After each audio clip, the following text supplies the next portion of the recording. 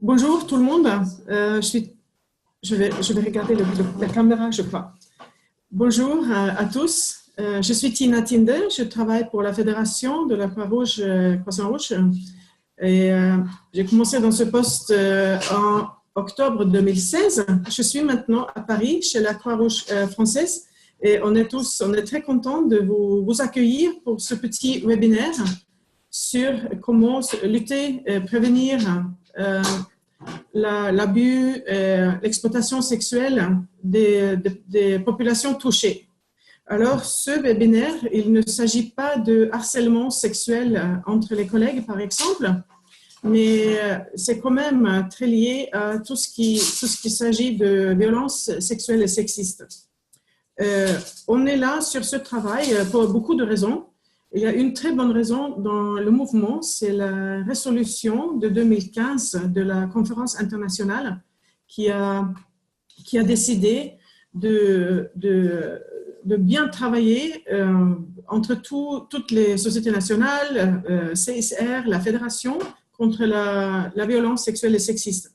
Et une partie de cette résolution s'agit des abus sexuels, exploitation des gens touchés. Et cette résolution dit que tout le monde dans le mouvement doit adopter une politique de zéro tolérance de ce thème et aussi de ces crimes et aussi de punir les coupables. Alors, moi, j'ai déjà travaillé un peu sur ça. J'ai travaillé pour le commissariat des réfugiés sur ce thème. Ça a commencé en 2004. Et comme vous le savez, c'est un thème très, très difficile. Il s'agit de joindre beaucoup de départements, beaucoup de collègues, beaucoup de connaissances et de changer complètement notre culture et de travailler très prochement avec les gens, les populations touchées. Maintenant, je vais demander à Léna, ma collègue, de mettre l'écran. Je vais vous montrer une petite présentation qu'on a préparée.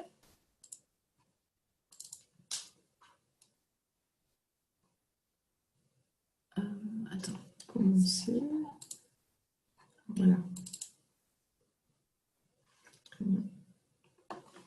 Voilà, vous pouvez l'avoir. Un style présentation. Oui, et puis je fais comme ça. Voilà, c'est une présentation. Voilà, vous voyez une photo qu'on a prise pendant une conférence sur la violence sexuelle et sexiste à Kenya, à Nairobi, en octobre 2016. Et en fait, c'est très intéressant que c'était à Kenya parce que dès que je sache, c'est Kenya, la Croix-Rouge de Kenya, qui est la seule société nationale que j'ai découvert qui a une politique déjà de protection contre l'abus sexuel et abus et exploitation des gens touchés. Félicitations, une grande félicitation à Kenya. Je sais qu'on a avec nous ce soir, je crois qu'on a des représentants des sociétés nationales d'Afrique, mais aussi d'autres pays, peut-être aussi Luxembourg.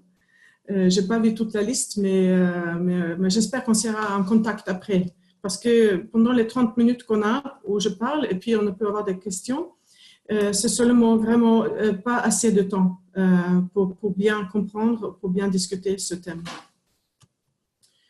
Alors, vous avez tous suivi par les médias qu'il y a des problèmes énormes sur le thème de exploitation et abus des gens touchés, malgré les politiques, les codes de conduite qu'on a tous dans nos organisations. Il paraît que c'est vraiment pas très bien mis en œuvre. Il faut vraiment qu'on change nos systèmes de prévention et de réponse à ces crimes. Et il faut aussi qu'on ne recrute plus les gens qui ont commis ce genre de crimes. Et ça, c'est une question qui est très importante pour les ressources humaines. Et c'est important aussi pour la gestion. Mais prévention et réponse aux abus et exploitation, PSEA, on peut dire, comme abréviation, il concerne aussi beaucoup plus que les ressources humaines. Ça concerne toute l'image, ça concerne nos valeurs fondamentales Ça concerne, le plus important, ça concerne la sécurité des gens qu'on est là pour assister et nos partenaires. Vous voyez que sur cette page, on a des questions un peu difficiles. Par exemple, un membre du personnel nous demande d'aider parce que quelqu'un a été menacé après avoir porté plainte ou fait un rapport, un signalement sur exploitation sexuelle. Ça, vraiment, ça arrive, mais un très grand problème, c'est qu'il y a trop peu de signalements. Signalisation, on peut dire, peut-être. Aussi, il y a même des enfants qui sont nés après l'abus et l'exploitation des gens qu'on est là pour protéger. Et jusqu'à maintenant, on n'a vraiment pas beaucoup de protection pour les victimes ou les survivants de ce genre de crime. Et pourquoi est-ce qu'on n'a pas la bonne protection? Moi, je voudrais dire que c'est lié à la misogynie, à la patriarchie qui gère nos organisations, le patriarcat qui gère nos organisations depuis très longtemps. Malheureusement, on ne montre pas assez de respect pour les femmes et les enfants dans le monde entier. Et évidemment, les cultures du monde, même de mon pays, de Norvège, par exemple, on ne montre pas assez de respect à ce groupe. Ça arrive dans tous les pays et nous, on doit, comme j'ai dit, on doit vraiment changer le système, on doit trouver plus de ressources pour s'occuper de ce genre de crimes et pour les prévenir. Alors, qu'est-ce qu'on fait dans le mouvement? On devrait travailler ensemble. C'est pour ça que je suis là ce soir, parce que la Fédération est en train de développer notre politique. C'est un travail qui est très difficile. J'ai mentionné les ressources humaines. On doit aussi travailler très prochement avec le bureau légal. Si vous avez un bureau légal, tant mieux. On doit travailler avec les investigations. On doit travailler avec les gens qui s'occupent de la formation de nos collègues. On doit aussi travailler avec nos collègues de communication. Évidemment, la gestion, chef de cabinet. Aussi, on travaille avec les unités de santé parce qu'il y a un côté très, très important de santé dans ce thème, mais aussi le côté psychosocial. Alors, comme vous entendez, c'est une longue liste de collègues, d'expertise qu'on doit travailler avec sur ce thème. Et voilà, je vous montre quelques définitions. Dans notre politique, dans la Fédération, on va la finir, je crois, dans 1 ou 2 mois. On va l'adopter et comme ça, on peut partager avec vous. Évidemment, on peut traduire en français. Il y aura plus de définitions. Mais c'est important de connaître la définition d'exploitation sexuelle. C'est d'abuser d'un état de vulnérabilité. C'est un rapport de force inégale ou de rapport de confiance à des fins sexuelles. Et ça compris, mais ça n'exclut pas en vue d'en tirer un avantage pécuniaire, social ou politique. Et l'abus sexuel, c'est toute atteinte sexuelle commise avec force, contrainte ou à la faveur d'un rapport inégal, où la menace d'une telle atteinte constitue aussi l'abus sexuel. Et souvent, ce type d'abus peut se passer à cause d'une grande différence de pouvoir entre la personne qui le fait et la personne qui est la victime ou le survivant. On utilise souvent dans le mouvement le mot survivant parce que ça donne plus de pouvoir et plus de respect à quelqu'un qui peut-être ne veut pas être vu comme victime. Mais dans le langage légal, c'est très courant d'utiliser le mot victime. Et nous, on peut utiliser les deux si on veut. Alors, c'est vraiment un problème très grave. Et jusqu'à maintenant, on n'a pas eu assez de ressources. Je montre maintenant une page qui montre, qui décrit comment l'abus vraiment ébranle l'intégrité et que peut miner la confiance que le public accorde à une organisation comme la Croix-Rouge, le Croissant-Rouge. Et aussi, vous savez qu'on est sous grande pression des bailleurs maintenant, les pays et les organisations qui nous donnent l'argent pour les opérations. On va vraiment renouveler la pression à toutes les organisations humanitaires qu'on améliore nos systèmes pour bien prévenir, pour bien répondre à ce genre de crimes. Et comme je dis, j'ai travaillé sur ce thème depuis assez longtemps. Et ce qui manque souvent, c'est de travailler ou d'avoir un dialogue très proche avec les populations touchées. C'est de respecter les gens touchés, les traiter comme nos amis, comme nos collègues, comme les partenaires, et pas seulement rester dans nos bureaux en attendant une plainte ou en faisant une investigation. Parce que je crois que, en fait, je sais qu'il y a trop peu de plaintes.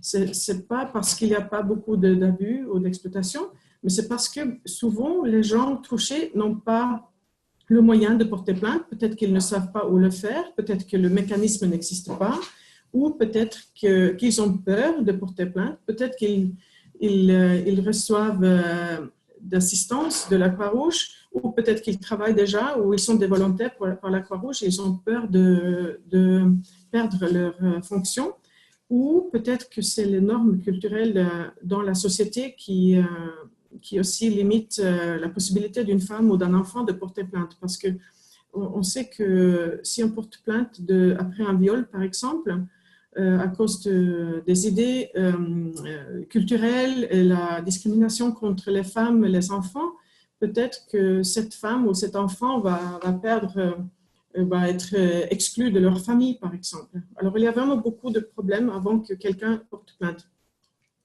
Je voudrais recommander un rapport par Redress. C'est une association britannique contre torture qui vient de faire un rapport de 40 pages sur les problèmes légaux pour les victimes, les survivants de ce genre d'abus. Ils font référence à 2 enquêtes qui montrent que seulement 10% des gens qui ont vécu ce genre d'abus ont porté plainte. Ça veut dire qu'il y a 90% de cas dans ces 2 groupes qui faisaient partie d'une enquête qui n'ont pas porté plainte. Alors, comme j'ai parlé de dialogue avec les communautés, ça veut dire surtout avec les associations de femmes. Je vous recommande d'organiser le plus vite possible, si vous ne l'avez déjà pas fait, une réunion avec une association de femmes, aussi des associations de gens handicapés, pour discuter avec eux qui sont les problèmes, les plus grands problèmes ou les plus grands risques d'abus et d'exploitation dans leur communauté.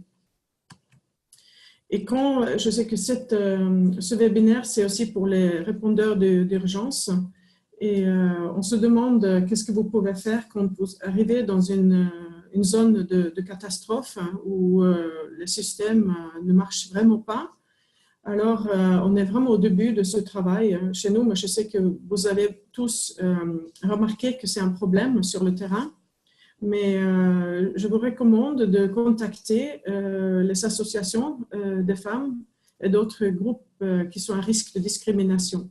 Parce que c'est toujours les plus vulnérables qui sont le plus à risque d'être abusés par nos collègues.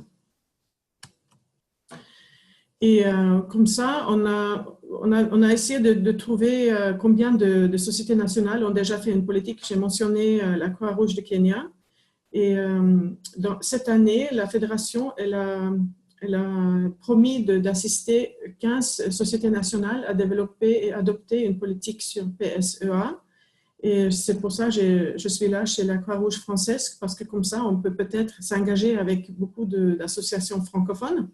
J'ai aussi visité la Croix-Rouge britannique, qui est aussi très active dans beaucoup de pays. Et on essaye vraiment d'assister 15 sociétés nationales cette année et l'année prochaine et l'année après.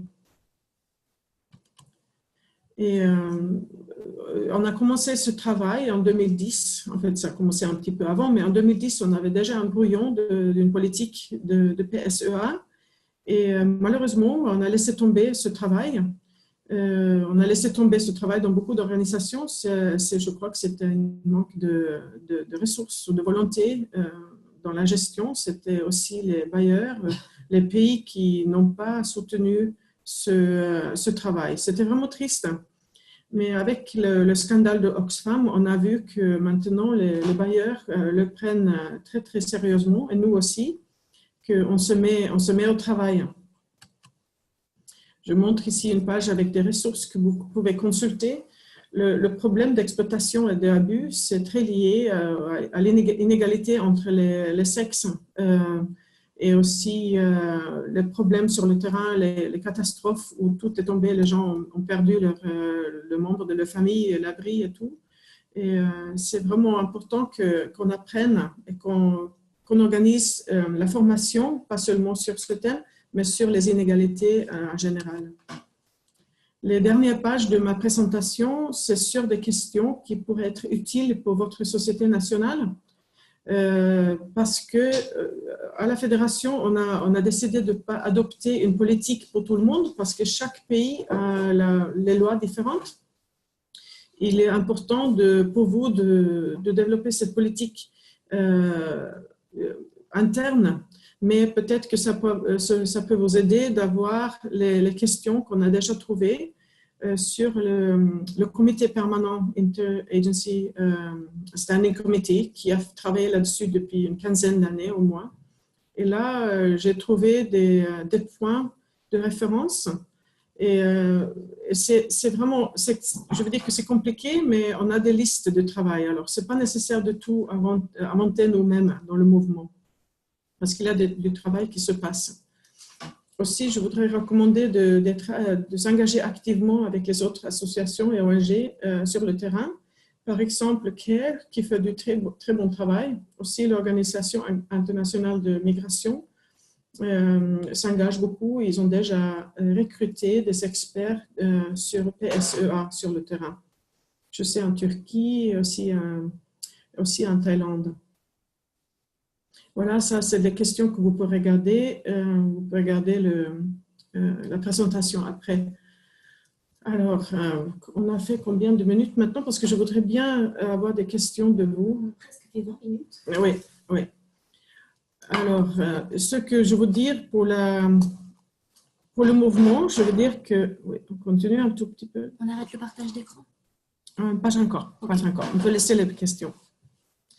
Mais pour retourner au mouvement, je veux dire qu'on peut être très fier de notre résolution de 2015 qui nous donne beaucoup de conseils, beaucoup de directions. Aussi, ce qui est important avec cette résolution, c'est le focus sur le survivant. C'est une approche de survivants, de victimes. Ça veut dire que les décisions, les connaissances et les souhaits du survivant et de la victime, c'est toujours le plus important. Et ça c'est assez nouveau, ça devrait être naturel. Je crois que pour les gens qui ont traité les survivants de viols et les survivants de violences sexuelles, ils connaissent très bien cette approche. Mais dans nos organisations, on n'a pas eu beaucoup d'attention à ça. Je crois que c'est une raison que ce tabou a continué, que ça arrive dans toutes les organisations, même si c'est après un tremblement de terre ou dans une catastrophe, on a toujours ces cas d'abus. Et c'est parce qu'on ne pense pas assez à la victime, on n'a pas assez de respect dans nos organisations et dans le système, que les victimes ont vraiment des droits. Et je suis contente de voir qu'il y a 2 femmes co-chairs de anti-harcèlement des employés d'aide humanitaire qui aussi utilisent cette approche de survivants. Et il y a des principes pour ça. C'est par exemple, il faut avoir la confidentialité, il faut avoir l'accord de survivants de chaque chose qu'on fait. Il faut aussi, il faut pas discriminer. Et il faut aussi préparer une liste de tous les services qu'il faut avoir pour référer la personne. Par exemple, une liste de services médicaux. Sur la liste, on doit savoir où est la police. Est-ce que la police fonctionne dans ce pays ou dans cette région? Aussi, quel genre d'assistance légale est-ce qu'on peut contacter pour la victime ou la victime pourra contacter elle ou lui-même? La santé. Oui, et pour la santé, c'est très important. Où est la clinique la plus proche? Est-ce qu'il y a du soutien psychologique qu'on pourrait offrir? Et ça ne veut pas dire que la Croix-Rouge ou le mouvement doit tout offrir, mais il faut vraiment préparer cette liste. Et ce travail de préparer cette liste, comment le faire? Ça fait partie de notre formation qui s'appelle par exemple Seven Moves. Aussi, on a un nouveau programme qui s'appelle SGBV, la violence sexuelle et sexiste dans les urgences. On a toute cette formation, c'est préparé pour vous. On cherche les ressources, mais je crois qu'avec l'attention maintenant sur ce thème, et si on perd de l'argent, en fait, si on ne le fait pas, je crois que maintenant on est sur un bon chemin et on peut commencer à organiser plus de cette formation. Voilà.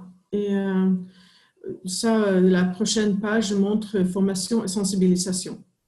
Et je recommande, si vous voulez qu'on organise la formation chez vous, dans votre société, vous nous demandez et on va regarder si on a les moyens. Si on n'a pas les moyens, on cherche les moyens. Parce on est des groupes de gens qui ont déjà eu la formation. Je voudrais aussi dire que si vous pouvez participer à la formation de centre psychosocial au Danemark, chez la Croix-Rouge danoise, c'est un centre de la fédération. Ils ont de très bons cours de comment s'occuper, comment soigner les survivants de violences sexuelles et sexistes. Et tout ça, c'est vraiment le côté le plus important, à mon avis, parce que dans toutes les organisations, pas seulement dans le mouvement, on parle souvent de zéro tolérance, mais on ne peut pas seulement parler de ça. Il faut vraiment mettre en œuvre les systèmes pour s'occuper des victimes. Aussi d'avoir des mécanismes communautaires de plainte.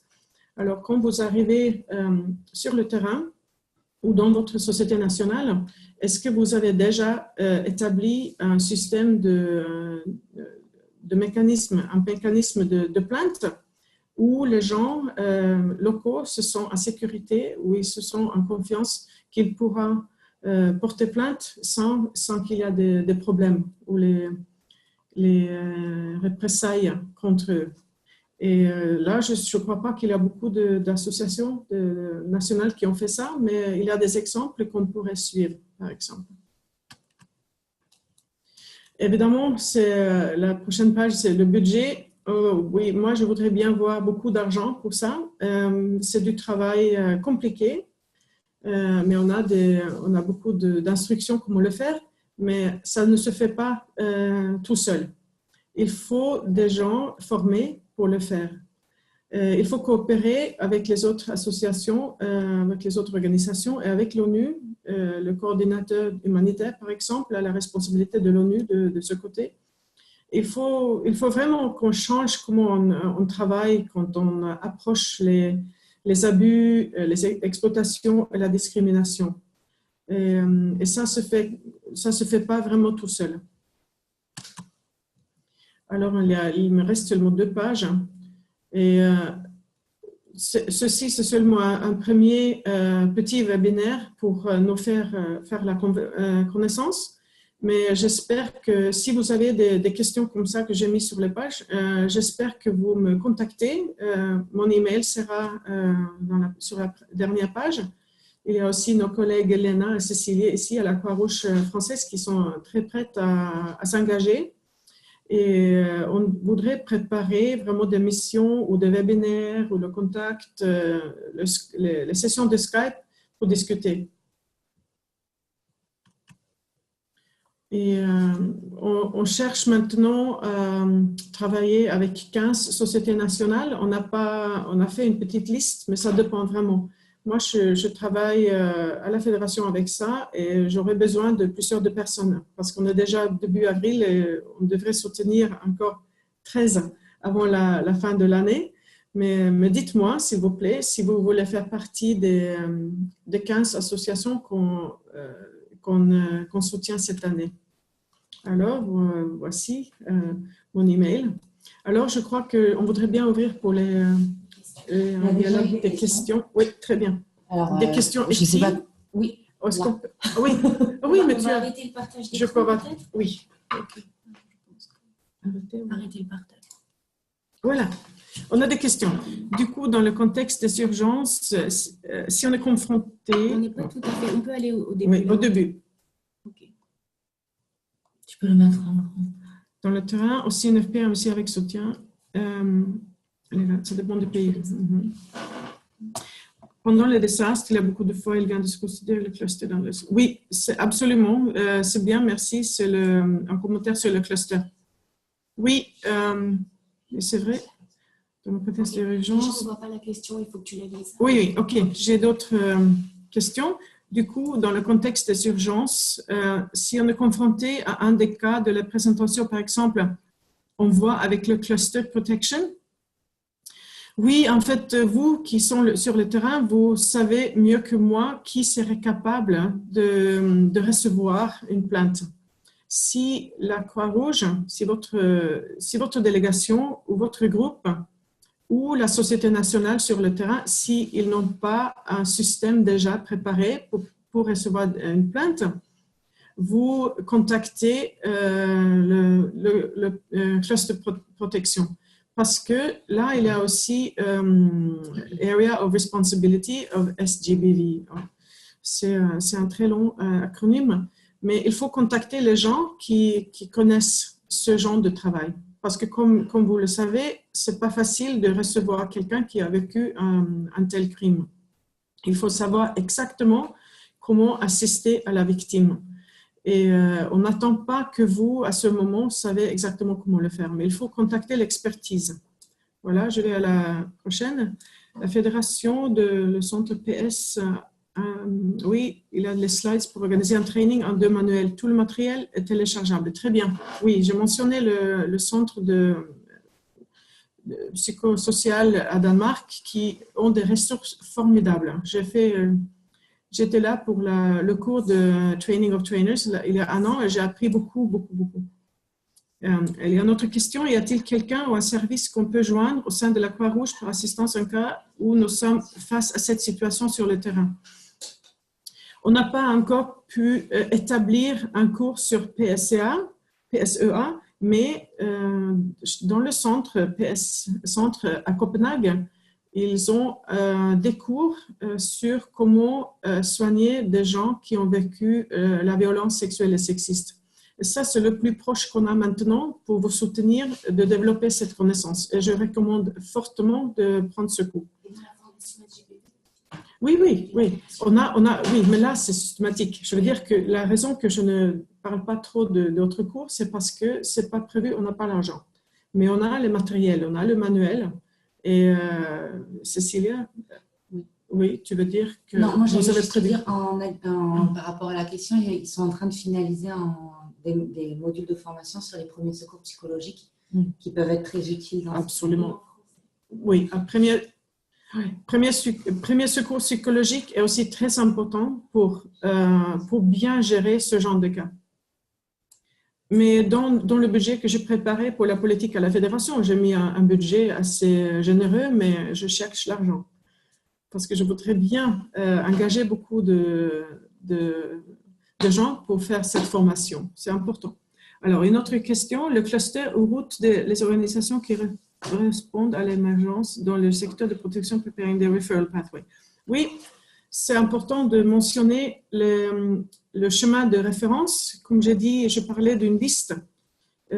Avant qu'on parle avec quelqu'un, avant qu'on rencontre quelqu'un qui a vécu la violence, il faut savoir comment assister à cette personne. Parce que moi, ou peut-être vous, ou les autres collègues qui ne sont pas des experts ou pour les choses médicales, psychosociales, légales, on ne peut pas couvrir tous ces besoins. C'est pour ça qu'on, dans la formation, on prépare le chemin de référence qui doit être lié avec ce qui est offert dans la communauté. Oui, prévention, c'est un commentaire d'un de nos collègues. Oui, prévention, c'est important. Et je crois que dès qu'on commence à punir les acteurs de ce crime, évidemment, ça peut avoir une fonction de prévention. et aussi de partager l'information dans les communautés qu'on n'a vraiment pas le droit de faire ce genre de choses. Ça, c'est important aussi. Et puis, il y a un autre commentaire ou question. La Croix-Rouge de Côte d'Ivoire est engagée dans le processus de mettre en place un plan d'action. À cet effet, on souhaite être dans les 15 pays que la Fédération va appuyer. Merci beaucoup. Bonjour à la Société de Côte d'Ivoire. C'est très bien reçu. Merci beaucoup. Puis l'autre commentaire, il y a deux différentes procédures. Ça dépend si on parle de violence sexuelle sur les bénéficiaires ou si on est des humanitaires.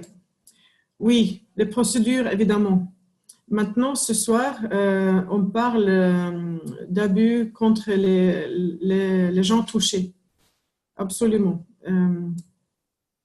Bonjour, merci. Il faudrait également un guide par pays qui soit disponible en ligne au sein du mouvement. Et pourquoi pas un partenariat avec des organisations impliquées sur ces thématiques? Avez-vous prévu un tel projet? Oui, ça serait très bien d'avoir un guide par pays. Je vais discuter ça avec Task Team du comité permanent où je suis membre, parce que là, on apprend beaucoup de choses de ce travail qui s'est passé depuis des années. Évidemment, on parle de Interagency Coordination, on parle de Interagency Complaint Mechanism. Ici, dans le mouvement, on parle d'abord d'établir un mécanisme de plainte entre nous dans le mouvement.